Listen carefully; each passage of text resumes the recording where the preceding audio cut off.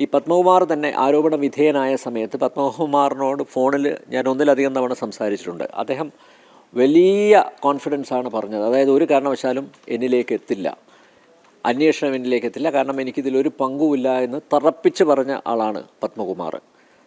പിന്നെ ഈ റീസെൻ്റ്ലി ഒരു 2 ആഴ്ച മുമ്പ് അദ്ദേഹത്തോട് സംസാരിച്ചപ്പോൾ അദ്ദേഹം പറഞ്ഞു, എന്നെ അറസ്റ്റ് ചെയ്യുകയാണെങ്കിൽ ഞാൻ പലതും തുറന്നു പറയേണ്ടി വരും. അതിന് മുമ്പ് രാജീവ് ഓർക്കുന്നുണ്ട്, ഒരു സ്റ്റേറ്റ്മെൻറ്റ് അദ്ദേഹത്തിൻ്റെ ഭാഗത്തു നിന്നുണ്ടായിരുന്നു. അതായത് ദൈവ തുല്യമായിട്ട് കാണുന്നവർ ചതിച്ചു എന്ന രീതിയിൽ, അങ്ങനെ പരോക്ഷമായിട്ട് ആ ഒരു സൂചന നൽകുന്ന രീതിയിലുള്ള ഒരു പ്രസ്താവന അദ്ദേഹത്തിൻ്റെ, അത് ആരാണെന്നത് സംബന്ധിച്ച് വലിയ ചർച്ചകൾക്കൊക്കെ വഴിവെച്ചതുമാണ്.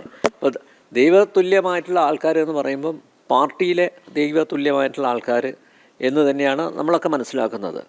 അപ്പോൾ സ്വാഭാവികമായിട്ടും ഇത് പത്മകുമാറിൻ്റെ അറിവോടെയാണ് ഇത് നടന്നത്, ശരിയാണ്. എൻ വാസുവിന് ഇതിൽ പങ്കാളിത്തമുണ്ട്. പക്ഷേ അതിനപ്പുറത്തേക്ക് കൃത്യമായിട്ടുള്ള ഒരു നിർദ്ദേശം മുകൾ തട്ടിൽ നിന്ന് ലഭിച്ചു എന്ന കാര്യത്തിൽ യാതൊരു സംശയവുമില്ല. ഇതിനകത്തൊരു വലിയൊരു മൗനം ആദ്യഘട്ടത്തിൽ കടകംപള്ളിയുടെ ഭാഗത്ത് നിന്നുണ്ടായിരുന്നു. പ്രത്യേകിച്ചും ദേവസ്വം മന്ത്രിയായിരുന്നു. മാധ്യമങ്ങൾ ഈ പ്രതികരണം തേടിയൊക്കെ പോയപ്പോൾ അദ്ദേഹം പറഞ്ഞത് പിന്നീട് പ്രതികരിക്കാമെന്നാണ്. പക്ഷേ അദ്ദേഹത്തിൻ്റെ ചിത്രങ്ങളൊക്കെ പുറത്തു വന്ന ഒരു പശ്ചാത്തലത്തിൽ പോലും അദ്ദേഹം പ്രതികരിക്കാൻ തയ്യാറായില്ല. മാത്രമല്ല ഈ 2025 ഈ സ്വർണ്ണക്കൊള്ള പുറത്തു വരുന്നതിന് തൊട്ടു മുന്നാണ് മുഖ്യമന്ത്രിയുമായിട്ടുള്ള ചിത്രങ്ങൾ പുറത്തു വരുന്നൊരു സാഹചര്യം ഉണ്ടായത്. അപ്പോഴും പ്രതികരണമില്ല. അല്ല, ഈ എന്തായാലും ഈ കടകംപള്ളി സുരേന്ദ്രൻ്റെ അറിവോടെ തന്നെയാണ് ഈ സ്വർണ്ണക്കൊള്ള നടന്നിരിക്കുന്നത്, ഒരു സംശയമില്ല.